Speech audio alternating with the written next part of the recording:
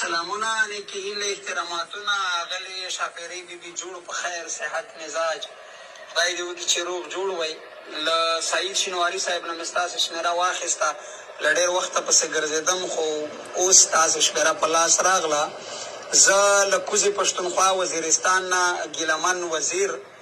چې لږ ګوډه ړنده شعر او شاعري هم کوم او د پی ټي ایم پښتون ژغورنې غورځنګ د منظور پښتین د کاروان د مرکزي شورا غړی یم نو ما په دې خاطر ستاسې شمېره را پیدا کړه چې ما یوه ترانه لیکلې د وطن خویندو ته نو زه غواړم چې که ستاسې خوښه سوه ستاسې په طول پوره وه او تاسې امادګي ورته نیولی سوه چې ما هغه درلیږلې وای تاسې تر نظر تېره وای بیا مو که خوښه وه ډېره ښه ده بیا چې هر حساب کتاب و هغه به مو سره ویلی وي او که ستاسې خوښه نه سوه نو بیا به هم ماته ووایئ نو زه مو د جواب په تمه یم هیله کوم دا زما جواب دی دوستان موږ خپل په اواز باندې غږ پورته کوو چې دا ړانده او کاڼه دنیا یې واوري ولې نه وبخښئ دوستانو دا زما د جواب مسیج دی سلامونه نیکې هیلې تاسو ته ستاسو درنې کورنۍ ته ستاسو مشرانو ته ستاسو کشرانو ته زه هم د زړه له کومې سلامونه احترامات وړاندې کوم الله دې وکړي روغ جوړ اوسېږي ډېره مننه ستاسو پیغام ما واخیستی تاسو خو تاسو پښتون صاحب همداسې ستاسو غوندې نور ځوانان چې د وطن د قام دپاره مبارزه کوئ د پښتونولي دپاره مبارزه کوئ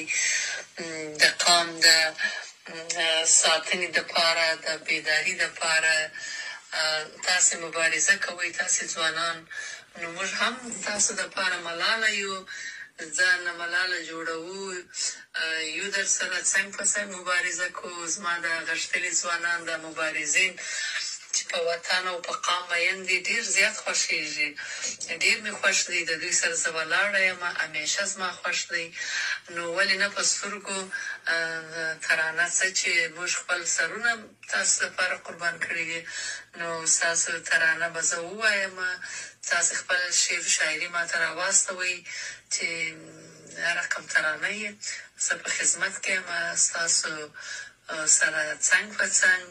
مبارزې ته ولاړه یم همیشه مې د خپل قوم دپاره د افغانیت دپاره د پښتونولۍ دپاره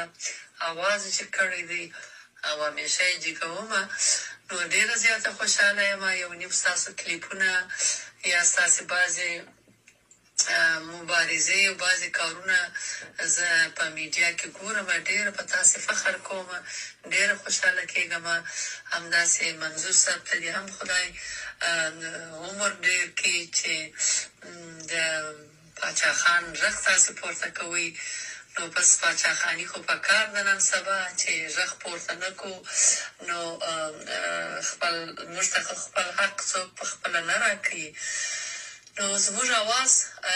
موږ خپل په اواز باندې غږ پورته کوو چې دا ړانده او کاڼه دنیا یې واوري ولې نه زموږ همدا اواز ستاسو په خدمت کې دی د قوم په خدمت کې دی نو په همدې خپل اواز باندې مبارزه کوو سندرې وایو خلک را بیداروو بس تاسې خپل ترانه ما ته راواستوئ په دواړو سترګو ستاسو د الله بریالیتوب او کامیابۍ په هیله مننه دوستانو دا زما جواب و دا د شهید ګیلمن بل جواب های های های های قسم په خدای په غږ اورېدو دې بل قسم احساسوم داسې لکه هغه زه نشم ویلی چې تا ته زه خپل احساس او د هغه د خوشحالۍ دغه څرګند کړم زه د ځان دپاره دا ډېر ستر ویاړ ګڼم چې ستاسې غوندې یو ستره هستي زما مبارزه یې کتلې ولیدلې ده او بیا یې تایید کړه نو دا زما لپاره ډېر ستر ویاړ دی او زه چې څونه مینه یا څونه لیوالتیا ستا سره لرم د هغې ته سوچ هم نشي کولی او دا وطن دې بې تا نه شي ستا په غږ باندې ډېر خلک بیدارېږي او بیدار دي نو زما هم دا یو خواهش او یو ارمان و نو ډېر زیات خوشحاله شوم ما دغه درته ولیکلو خپل شعر مې ولیکلو درته تاسې په نظر تېر کړئ بیا سره خبرېږم ګرانو دوستانو دا د شهید ګیلمن هغه مسیجونه وو هغه خاطرات وو چې موږ باید هیڅ وخت هېر نه کو